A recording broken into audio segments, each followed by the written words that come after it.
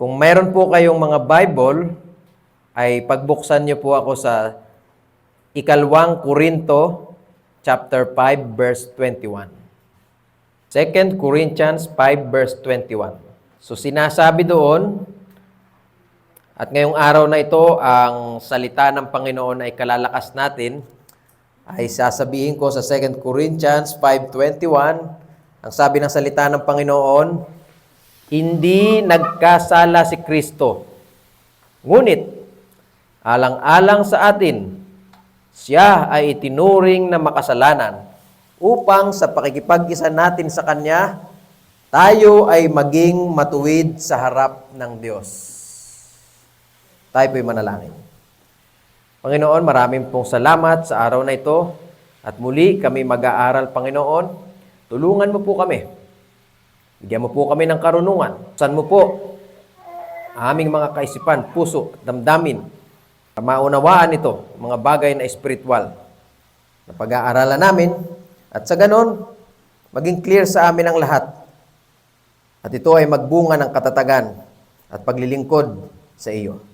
Ito po ang aming samot dalangin sa pangalan ni Jesus. Amen. What a privilege na marinig natin ang buhay na salita ng Panginoon. Sabi dito, bilang sugo kasi ni Kristo, dito si Pablo ay nakikiusap sa mga tao na makipagkasundo sa Diyos alang-alang kay Kristo. Ha? At ngayon, ano bang date ngayon? April 29. Kung paanong nananawagan si Pablo sa mga taga-Korinto, ay ito ay nag-e-echo pa rin ngayon. Hanggang ngayon ay relevant pa rin sa atin ngayon ito. Importante pa din ang pakiusap na ito ni Pablo. And it echoes through the corridors of time. Ay hanggang ngayon, April 29 na, 2026.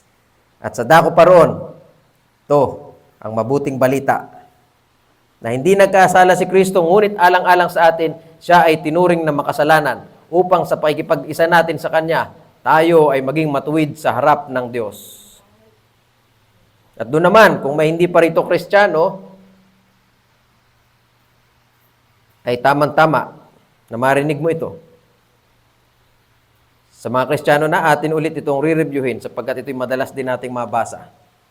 Isa-isahin natin ito, yung word na hindi nagkasala si Kristo. Maliwanag po sa atin lahat yan. Clear. Hindi nagkasala si Kristo. Ngayon, sinong nagkasala? Ha?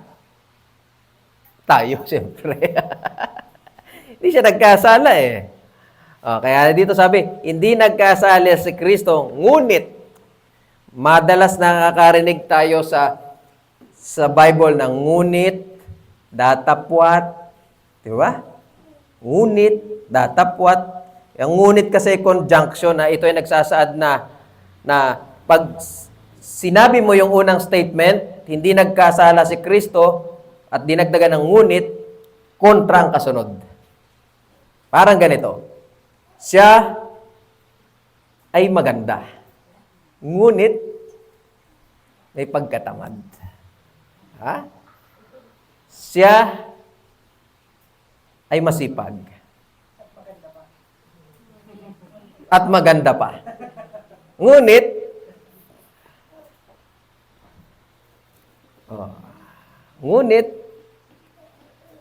moody. Mga ganon, di ba? Lagi may ganon. Basta ang ngunit talaga nagsasabi. Ngunit, kagaya nga sabi dito, ngunit, alang-alang sa atin ay itinuring na makasalanan. Alang-alang sa atin ay siya ay itinuring na makasalanan. No? Mula sa hindi nagkasala, patungo sa alang-alang sa atin na makasalanan. Nakita nyo yung kontra, di ba? Kaya napakaganda nitong verse na ito. Okay? Hindi nagkasala si Kristo, ngunit alang-alang sa aton. Sino yon? Yung aton. Ikaw at ako. Maliwanag. Maliwanag po sa ating lahat. Ulitin ko ulit. Di nagkasala si Kristo, ngunit alang-alang sa atin na ikaw at ako na makasalanan, si Kristo ay ituturing na makasalanan. Imagine that. Minsan, mapapansin nyo, inuulit ko siya mga 2 beses, 3 beses. Ang Panginoon, ganun din, nag-uulit din eh. Kasi ang teacher, nag-uulit din talaga siya eh. Kasi hindi niya kailangan maulit sa inyo eh. Kasi lagi natin kinakalimutan.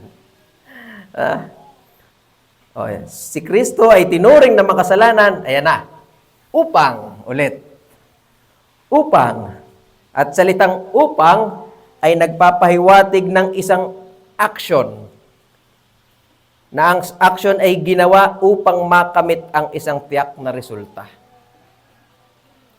Upang, ito, ang ganda ng kasunod nitong upang na ito. Upang saan? Ang sabi doon, na ito ay pagpapahiwatig ng isang action na ginawa upang makamit ang isang resulta. At ano yung result? Ito yung result. Upang sa pakikipag-isa naton sa Kanya, kay Kristo, ay maging matuwid tayo sa harap ng Diyos. Napakagandang balita nito. At ang tiyak na resulta ay magiging matuwid tayo sa harap ng Diyos sa pamamagitan ng pananampalataya kay Kristo Jesus. Wow! One time sa isang evangelistic outdoor evangelism ay sinabi ko sa crowd kung sino rito ang may kasalanan, kung sino rito ang hindi gumagawa sino rito ang mabait. So may isang bata na, ako ay mabait at walang kasalanan. Kahit yung mismong bata, kapag tinest mo siya ng kautusan ng Diyos, pwede niya itong maunawaan ng simple eh. O sige, kako, halika rito, ilang taong ka na? 7 years old, pinapunta ko rito. At sinabi ko sa kanya, sige, i-test nga natin ito, kung ito'y makakapasa. Ayon sa utos talaga ng Diyos. Sa standard ng Diyos. Ha? Kaya sabi ko dun sa bata, ikaw ba ay nakakuha ng kung ano man na hindi sa iyo? Hindi mo pagmamay-ari at kinuha mo. So nag-isip siya, nakakuha naman ako, di ko akin yon, pero candy yon. Sa'yo ba yon? Hindi. So napaisip siya, hindi nga naman akin yon. So anong tawag sa iyo? So, bago pa siya sumagot, inunahan na siya ng mga tao. Si Dagul ay magnanakaw. Sabi nung isa, 1 point from heaven. Sabi nung isa pa. So, ito yung acid test na ito, na utos ng Diyos sa ating lahat. Ang testing na ito ay matindi, sapagkat may 613 na batas ang Bible. Sabihin natin sa 613 na ito, may nasusunod naman tayo kahit konti. Kaso, hindi natin mape-perfect ito eh. Diba? Hindi natin ito mape-perfect. May sasablay at may sasablay tayo rito. Naalala ko, may isang Kristiyano. Kristiyano na yun, matagal ng Kristiyano. Talagang nagko-confess pa. Bagamat may mga time, nasabi nga niya, may mga time nga, pastor, talagang siksikan sa jeep eh. Talagang sa isip ko, minura ko yung katabi ko eh.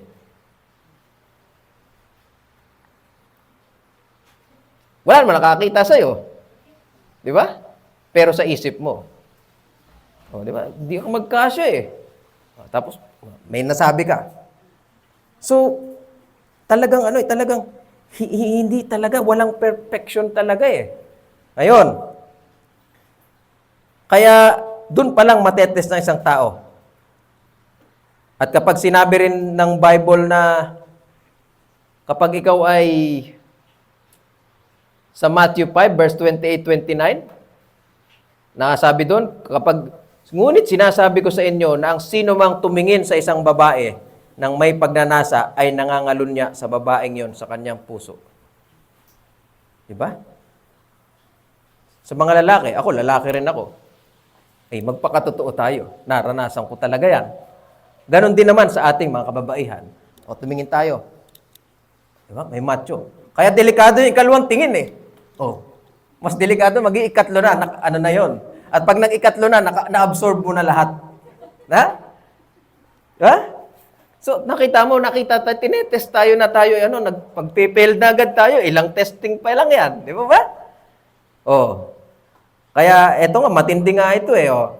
Kung ang mga mata mo ay naging sanhi ng inyong pagkakasala, dukutin mo ito at itapon. Oh, matindi. And therefore, I conclude, sa dalawang testing pa lang na ito, tayong lahat ay hindi papasa. Tama po ba? But wait. There's more. Kung bubuksan ng utak natin, halimbawa, bubuksan ng utak natin at lalagyan halimbawa ng device, yung utak natin. At yung device na ito connected doon sa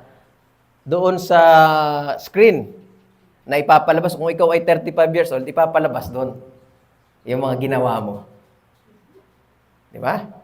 Na nakita man ito ng tao, nagsulo ka man, na ikaw lang ang nakakaalam, sa isip mo, sa salita mo, ano mangyayari? Kahit ako na, ilagay natin doon. Wala pong 1 minuto. Baka ako'y tumakbo at ito'y papatayin ko. Bakit? Kasi, nakakahiya. Di po ba?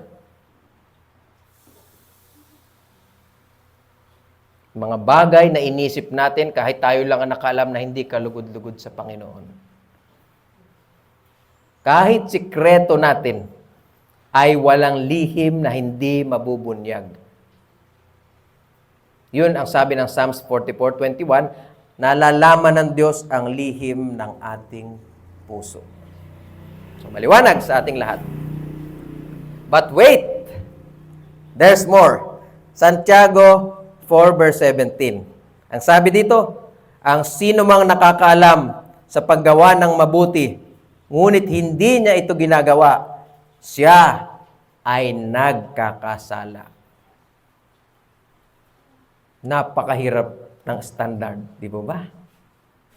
Napakahirap. Kaya tatanungin ko naman kayo ng simpleng-simple lang sa tanong na ito. Doon pa lang sa dalawang tanong na pinagdaanan natin. Tayo ba ay guilty or not guilty? Yes. Di ba? I am guilty. Yes. Big letter na yes. At yun ang purpose nung kautosan ng Panginoon para ipakita sa atin yung ating kalagayan. Yun ang purpose para ipakita sa atin at pag nakita natin, sabi ni Paul, ito ay schoolmaster, tagapagturo at para tayo ituro doon kay Jesucristo na walang kasalanan. Na siyang walang kasalanan na kayang gumanap nitong lahat ng ito sapagkat siya ay walang kasalanan. Gets niyo po?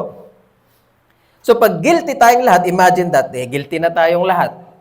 Ang guilty ay merong parusa. Alam niyo naman yung parusa, di po ba? Hindi tayo makakapasok sa standard at tayo ay hindi makakarating doon sa langit. Romans 3:10, walang matuwid, wala kahit isa. Maliwanag yon. Now, ako naman po ay sumasang-ayon na doon sa mga taong siya ay mabait dahil siya ay responsableng ama. At iginapang niya ang kanyang mga anak sa pag-aaral. Siya ay mabait na nanay sapagkat siya ay masipag, sapagkat siya ay mapapagsakripisyo. Sumasang-ayon ako doon na siya ay mabait. Ngunit, yung mga ganon na bagay ay pasado lamang sa standard ng tao. Nakuha niyo po? Kaya nga may nababanggit tayo, si Mayor, mabait ito. Maraming pinapagawang proyekto. At sumasang-ayon tayo doon. Ang mga club dito o yung mga organization nagpapakain ng mga batang malnourished. Napakasisipag, napakababait. At pasado sa ating standard yon. Ngunit ang konteksto noon, nung 3:10 na yon, ay ayon sa standard ng Diyos. At sinabi pa nga sa atin sa Old Testament na yung atin daw mga ginawa ay ano lang, ikinumpara lang sa basahan. And that time, dun sa Old Testament, ito yung basahan na ito, kinumpara, ito yung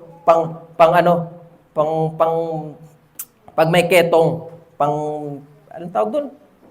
Pang taklob o kaya pang benda.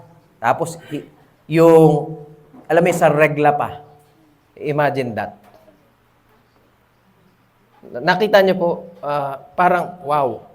Parang wow, yung pinag-uusapan natin parang pinaliliit tayo. Parang nanliliit na nga tayo eh. Parang dinudurog tayo. Parang dinudurog yung parang tayo, parang isinusubsub nga tayo doon sa buhanginan eh. Na para makita tayo, naranasan yung napasubsub ka sa buhanginan na talagang ikaw ay nada pa, may sugat-sugat ka, and you are helpless. Pinakikita sa atin ito. And guilty. Ngayon, ang good news is may Kristo na hindi nagkasala. Okay? At kung tayo guilty, may parusa.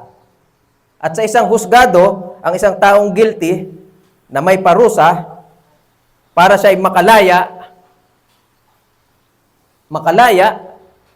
at ideklarang walang sala, kailangan ito ng ransom. Ano yung ransom? Ito yung tutubos sa kanya. Imagine niyo, meron kang kamag-anak, nagnakaw halimbawa ng ganito. Gustong makalaya natin. Kailangan siyang tubusin. 30,000, 50,000. Pero ang mabuting balita, ang makasalanan, itong mga makasalanan,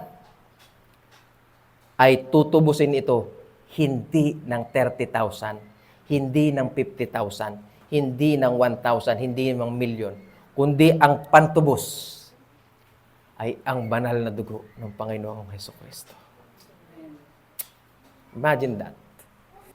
Kaya, ngayon, guilty tayo na ipaliwanag sa iyo ng clear ito yung mensahe na ito, itong gospel na ito. Ang kailangan natin ay yung act ng pananampalataya. Nakuha niyo po. Kay Kristong ito na walang kasalanan, kasi itong taong makasalanan na ito, dadalhin nga ni Kristo, kanta nga, kordero ng Diyos na mag-aalis ng kasalanan ng sanlibutan, at kapalit ay paglilinis at pagiging matuwid sa mananampalataya sa Panginoong Hesukristo. Nakagets niyo po? Oh. So, kaya ang gospel ay pinapaliwanag ito ng clear at simplicity ng gospel. Pinapakita nito ang kalagayan nating lahat. At pag na-realize natin ang tunay na pangangailangan sa Diyos, diyan tayo tatanggap ng salvation. Doon sa mga taong hindi niya nakikita talaga ang tunay na pangangailangan sa Diyos kasi siya ay self-sufficient, mabait naman ako, hindi ko naman kayo inaano, wala akong ginagawang masama, nagdo-donate ako ng ganito, at dahil nag-donate ako ng ganito, ito ang dahilan para ako'y maging katanggap-tanggap sa langit. Yun ay self-sufficient. Nakuha nyo? Pero ang gospel ay hindi. Ito ay God-sufficient. At ang kapalit ay pagiging matuwid at idedeklara ang isang sinner na nampalatayang totoo sa Panginoon na matuwid. At ang tawag dito ay tinatawag na imputed righteousness. Pag sinabing imputed, ito ay ibinilang ka. Nakuha nyo? Isinama ka na matuwid. Dahil saan? Sa pananampalataya sa Panginoong Hesukristo na walang sala. Kasalanan mo, kay Kristo, kapalit, pagiging matuwid. Nakuha niyo po? Kaya masasabi ko sa inyo ngayon, si Pastor Boji, bagamat ako ay makasalanan, masasabi ko sa inyo, si Kristo ang aking katwiran. At yung imputed righteousness na ito ang naging basihan ng tinatawag na justification by faith only. So ano yung justification by faith only? Ito ay ang sentro, ang central na doktrina ng pagdedeklara ng Diyos ng pagpapatawad sa mga makasalanan at idedeklara silang matuwid sa pamamagitan ng pananampalataya kay Kristo Jesus. At yon ay hindi dahil sa ating ginawa, kundi dahil sa ginawa ni Kristo doon sa cross. Okay? Kung kaya nga po ang gospel ay pine-present siyang clearly sa ating mind, sa ating isipan, so that pag ito ay na-present ng clear, ito ang magtutulak sa ating puso para magkaroon ng bagong prinsipyo. Nakuha nyo? At pagka nagkaroon ng bagong prinsipyo ng buhay dito, ito naman ang magtutulak sa ating kalooban para manampalataya. Nakuha niyo po? Dahil nandoon sa message mismo ang invitation. Clear? Simple. Ibibigay ng Panginoon yung gift of faith, regalo, galing sa Kanya. Bubuhayin tayo spiritually, na sinasabi ng Bible na tayo patay. Yung act of faith naman, gagawin natin. Nakuha niyo po? Yung act, alam naman binigyan na tayong lahat, binuhay na tayong lahat. Siya pa rin ang mananalangin para sa iyo ng pananampalataya, di ba? Kaya nagkakaroon ng hyper-Calvinism.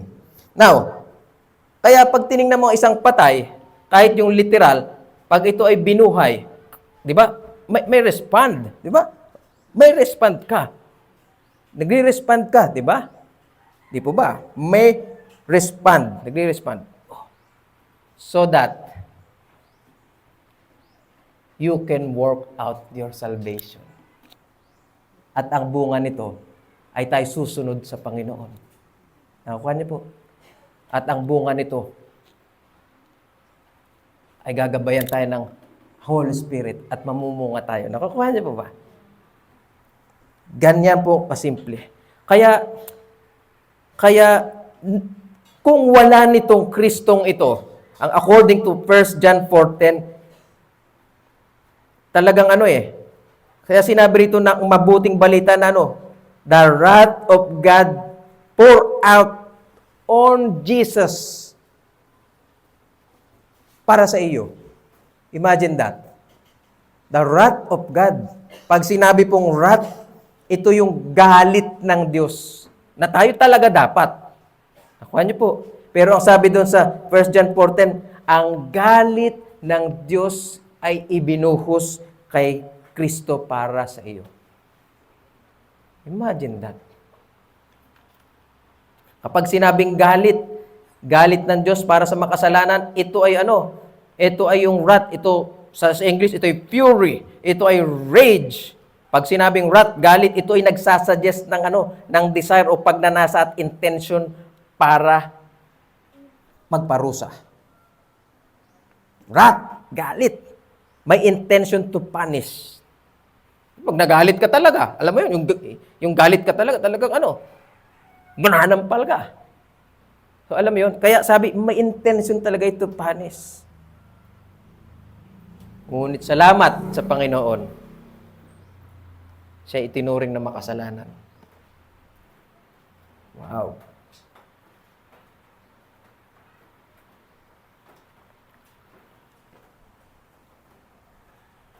At ang makasalanan na mananampalataya sa Panginoon, may act of faith. Ito ay bibigyan ng bagong prinsipyo ng buhay. Titus 3:5. At may produce ang isang bagong nilalang. Kung kaya nga't bago pa banggitin ni Paul itong panawagan na ito, nauna niyang binanggit na sinabi ni Pablo na ang sino mang nakipag-isa kay Kristo isang bagong nilalang. Kaya sabay-sabi niya ngayon na di nagkasala si Kristo, ngunit alang-alang sa atin ay tinuring siyang makasalanan upang sa pakikipag-isa natin sa Kanya, tayo ay maging matuwid sa harap ng Diyos. Salamat dahil may salita ng Diyos at may Bible na nagsasabi sa atin patungkol sa ating kasalanan at patungkol sa ating kalagayan. Salamat dahil ito ang nagsasabi sa atin. At salamat, may honest na Bible na magsasabi sa atin na examinin natin palagi ang ating sarili. To examine ourselves. At yan yung purpose ng preaching the gospel. To examine ourselves palagi. At itong message ay laging evangelistic. Itong message na ito ay laging patungo sa Panginoong Hesukristo. At ang message na ito ay scrutinizing talaga. Ito'y talagang nag-i-examine talaga. Kayo man ay Kristiyano, hindi. Ini-examine ito. At ako narito, aking pananagutan at aking responsibilidad para i-discriminate kung sino rito ang lukewarm at hindi. Kung sino rito ang hindi Christian at hindi. Para makita natin talaga yung ating tunay na pangailangan kay Kristo. At yan yung pagkakaiba doon sa modern evangelism. Nabanggit kahapon yung 5-minute. Actually, may 5-minute daw evangelism. Sabihin mo itong ganitong mga bagay, pagkatapos mong masabi itong mausal mo itong mga bagay, ay tatanggapin mo na raw ang Panginoon. At idedeklara ka ngayon ng evangelist na ikaw ay Christian na. Pero maliwanag ang Bible. Ay ang nagdedeklara lamang na tayo ay matuwid ay yung pananampalataya kay Kristo lamang. Now, doon naman sa narito, na bago pa lamang at nararamdaman mo yung right na pakiramdam na resulta ng katotohanan at yung kapangyarihan ng Scripture, ito ay senyales na ang Espiritu ng Diyos is working on you. Kaya nga sabi ng Panginoon, maaaring hindi mo pa alam yung doctrine of election o kung ano pa man, pero sabi ng Panginoon, come to Christ, John 6:37. Ang sino mang lalapit sa akin ay hindi ko itataboy. Sa Jeremiah, sabi, ako ay iyong hanapin. Kung hahanapin mo ako ng buong puso, lubusan, ako ay iyong matatagpuan at hindi ka mabibigo.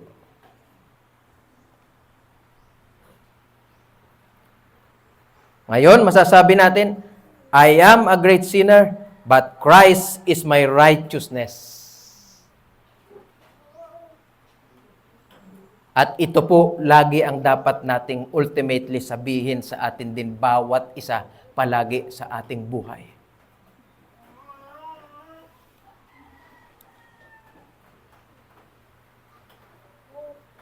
Ako ay makasalanan, pero si Kristo ang aking katwiran. At kapag dumarating ka ng discouragement sa ministry o sa buhay Kristiyano mo, ang lagi mong dapat gawin is mangaral sa iyong sarili. To preach to yourselves. Mangaral sa iyong sarili. Lalo na kapag may mga bagay kang hindi nakita, hindi ka aya-aya at nagawang hindi nakakasiyasya sa Panginoon. To preach to yourselves. Kung ano ang ginawa sa iyo ng Panginoon. Kung paano kanya tinubos ang kanyang banal na dugo. At ngayon, naintindihan mo na, ang paglilinis at pagiging matuwid ay iahanda ka na ng Panginoon sa mga gawain upang mag-glorify siya. Ayan na. Mayroong action. Kuha niyo po. So, kailangan maliwanag sa ating lahat ito. Inuulit natin, ang batas ng Diyos na ito ay tagapagturo o tutor o schoolmaster. Itong purpose nun, taga-disiplina pa nga para dalhin tayo sa Panginoong Hesukristo. To bring us to Christ. Para ipakita sa atin na tayo makasalanan, to point us to Jesus Christ na siyang kaganapan ng kautusan. Na siya lamang ang perfect na makakasunod na ito. Imagine that. Hindi tayo perfect. Kahit makasunod tayo ng isa, we will fail. Pero ang good news is, mayroong nakasunod nito. Si Jesus Christ, na perfect, na may perfect righteousness. Kaya since bad news, hindi natin kayang sunurin, hindi natin kayang maging matuwid, ang good news is to put our faith in Christ na mayroong perfect. At ang kapalit ay idedeklara tayong matuwid. At sasabihin sa'yo, ayan na, absuelto ka na, kasi mayroong paparusahan on your behalf. Kaya I am praying din sa mga kabataan sa kahit saan man. Sa panahon ngayon ay kailangan natin ng isang banal na pagkatakot at pagmamahal. Saan? Ang sinasabi ng Bible? Sa holy, holy, holy God.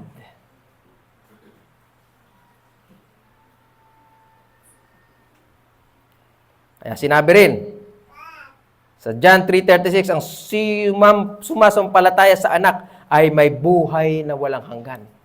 Maliwanag po yan, ha? Clear sa ating lahat, ang sino mang sumasampalataya ay may buhay na walang hanggan. Ngunit, sabi din doon, ang hindi sumunod sa anak ay hindi magkakaroon ng buhay. Sa halip, mananatili sa kanya ang puot ng Diyos.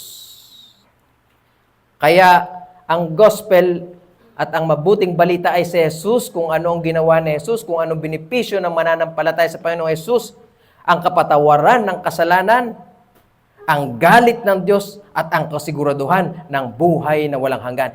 Yan ang ating palakol sa pakikidigma. Yan ang ating battle axe.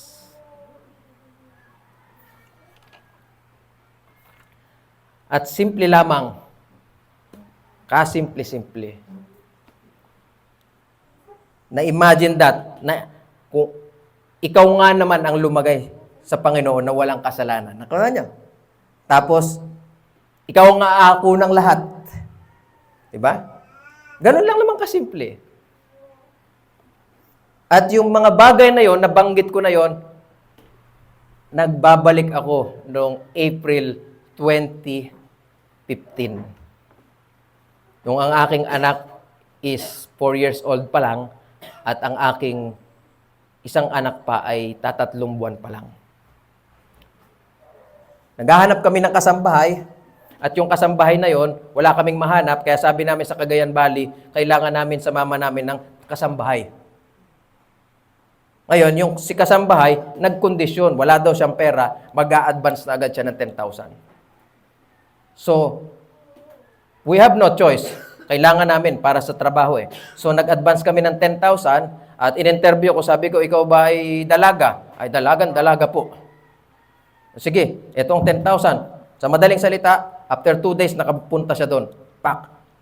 Kaya lang, pagpunta niya ron, meron na akong isang kasambahay din na ang ginagawa ko, bago siya umalis, i-train muna niya.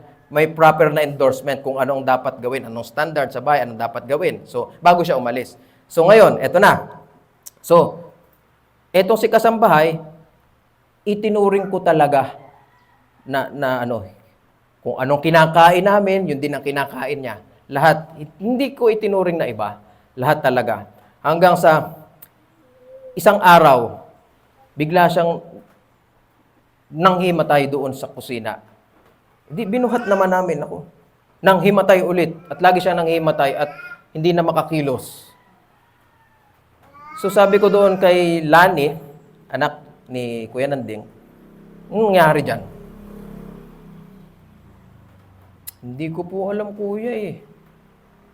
Pinuntahan ko yung nanghimatay. Sabi ko, ano ba talaga? Magsabi ka ng totoo. Kailangan mong malaman talaga kung ano yung mga kalukuhan mo talaga. Anong ginawa mo? Ay kasi po ganito. Ako po ay may kasalanan sa iyo. Hindi po ako dalaga. Nung pumunta ako rito, ako ay 3 buwang buntis. At alam niyo po ba ang ginawa ko? Uminom din ako ng pampalaglag. At Kuya, yung 3 buwan na bata, pinlas ko doon sa inidoro ninyo. Sabi ko. So, pagka niraspa ka kasi, pagka iraraspa ka, kakalisin yan. So, ako naman, obligated akong dalhin siya sa emergency. Imagine that, inutangan ka na. Dadali mo pa sa emergency. Oh. At pagdating mo doon sa emergency, nabaliktad. Ako po, yung nakahiga sa misla. Siya, yung inaalagaan ko. Kaya ako'y humingi ng nanalangin sa Panginoon, Lord. Alam ko na ako'y makasalanan din na iyong binigyan ng grasya. So, gawin mo po akong daluyan ng grace mo. At, bagamat hindi ko ito kaya, pwede kong sabihin na malas ako, pero dahil sa iyong kalakasan at biyaya, at iyong pag-akda ng sitwasyong ito, ako'y magtitiwala. So, 2 days, nandun ako sa misla, at may mga time na sinusubuan pa siya, may mga time na dinadalhan ko pa ng apple. Imagine that. Di mo naman kakilala. Oh. Eh, sabi ng mga mga tao, bait mo naman. Eh, sino ka ba para sa kanya? Kaano-ano mo siya? Ay, ako po yung amo niya. Ganun ako, napakabait mo naman. Eh, ano bang ginawa niyan? Ito po ang ginawa niyan. Umutang, tapos ngayon, naglaglag ng bata doon sa banyo. Oh. At ngayon na, tinitingnan ko na yung bill, ay 25,000 na.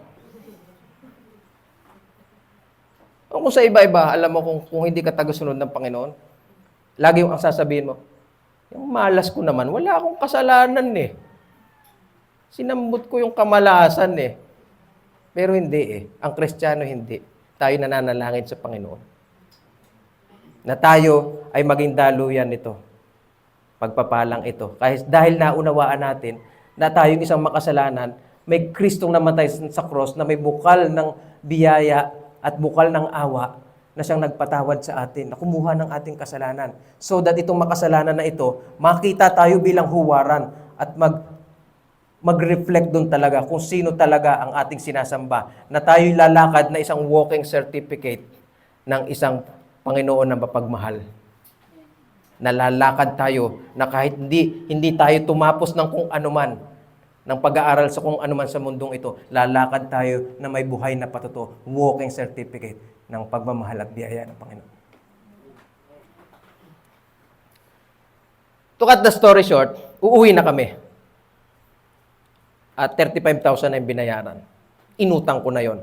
Hindi na rin ako nakapasok. Kaya ang asawa ko, ang asawa ko na medyo mababaw pa noon, talagang napapamura. At talagang nagpapakatotoo ako. Nagpapakatotoo din siya. Ano ba namang kamalasan ng ating sinambot? At wait, there is more. May janitor na nagtapon ng kanyang mga pang-opera na inoperahan mula sa kanya. Binulungan naman ako. Sir, iyan pong pasyente mo ay natuklasan din na may pinakang worst na sakit na hepatitis C. Ilang araw namin tong kasama sa pagkain. Ilang araw na naghihigupang kami ng sabaw.